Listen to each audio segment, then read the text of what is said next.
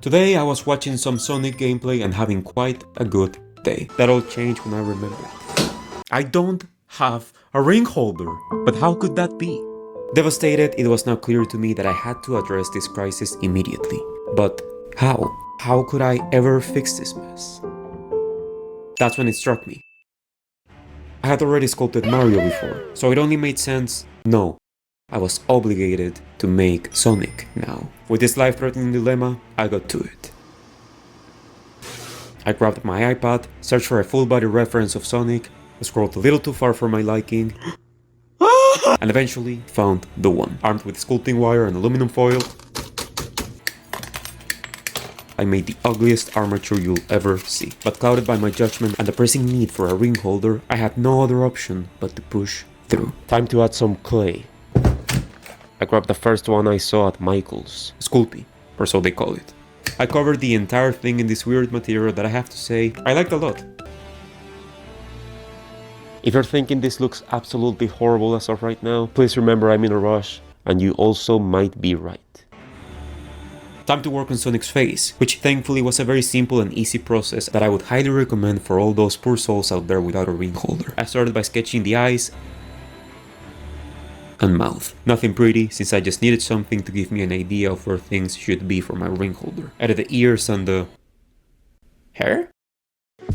Okay, I have absolutely no clue what these things are, since clearly you can tell by this point English is not my first language, and making characters like this does not help my case at all. I'm gonna call them spikes, since that sounds kinda cool. Right now I'm working on refining everything a little bit and on the composition. Just like when I made Mario, I'm going to repeat myself here, but this is important. To make cartoony characters like this, it's crucial to keep in mind shapes. And for the good guys, make them very round overall for softer features, and for the bad guys, make them more pointy, which will make them more menacing. Worked on some detail of the shoes, which I need to pay a lot of attention considering they're one of Sonic's most important traits. A lot of people ask me for advice on how to make hands, and my answer is simple. Don't. Or only make cartoony hands for cartoony characters, like I do. There you go, I just made the world a better place. All jokes aside, making hands will get a lot easier if you make them grabbing something, or like here, a closed fist. Had to add this block of clay, turning his hands into gloves, because I don't even want to imagine how Sonic would look without gloves. Because, yeah. And now it's time to make the other hand, which is going to be the star of the show and fix all my problems and my life, so I had to try my best. Now add the tail, or otherwise Sonic would look a little too human for my liking, and more spikes that will play a huge role on the overall silhouette. Apparently I forgot to record making his chest, but it's a very simple shape, so oh well.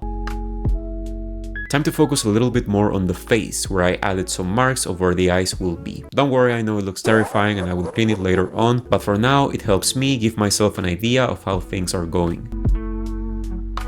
And now, with the help of some isopropyl alcohol and a brush, smooth the entire sculpture. A cleaner surface helps a lot to spot happy accidents easier.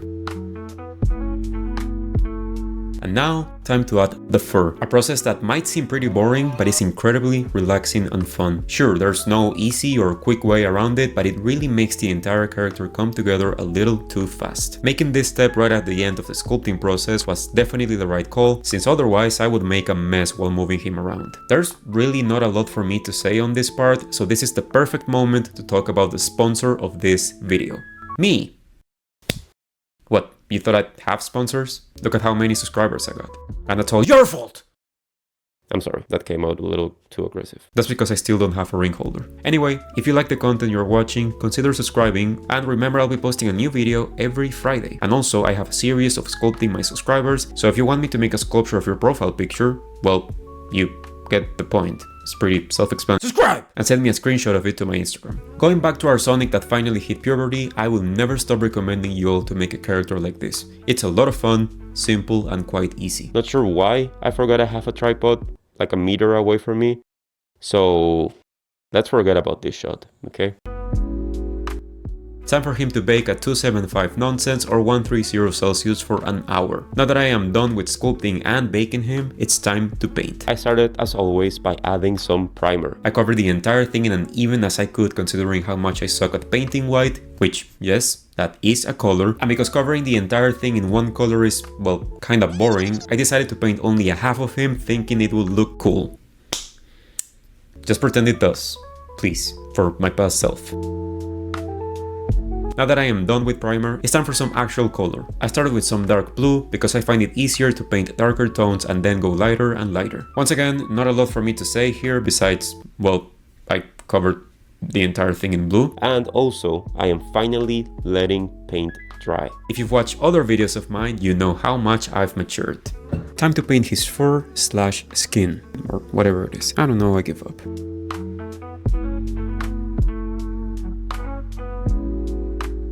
Time to add that very red for the shoes, and now finally add some very needed shadow.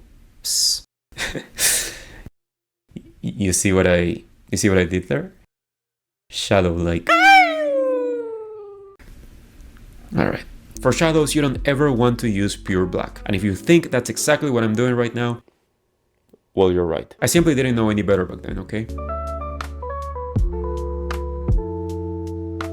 Time to give Sonic some of that Mr. Beast treatment and restore his eyesight. Okay, this aged horribly wrong, dude, what the? I added the pupils, but didn't record like the professional I am, and some more shadows, and now on his skin? That's also covered in fur? I need to stop trying to name everything I do.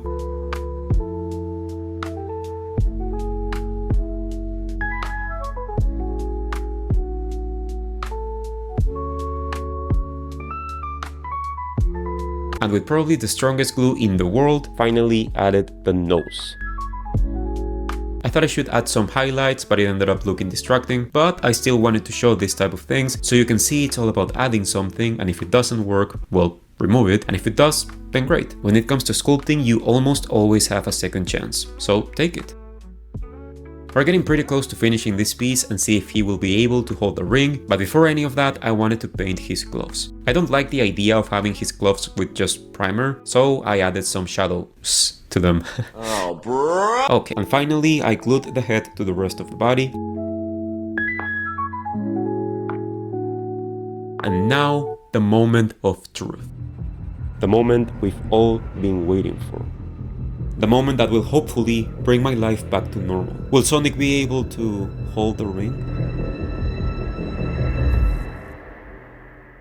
Yes!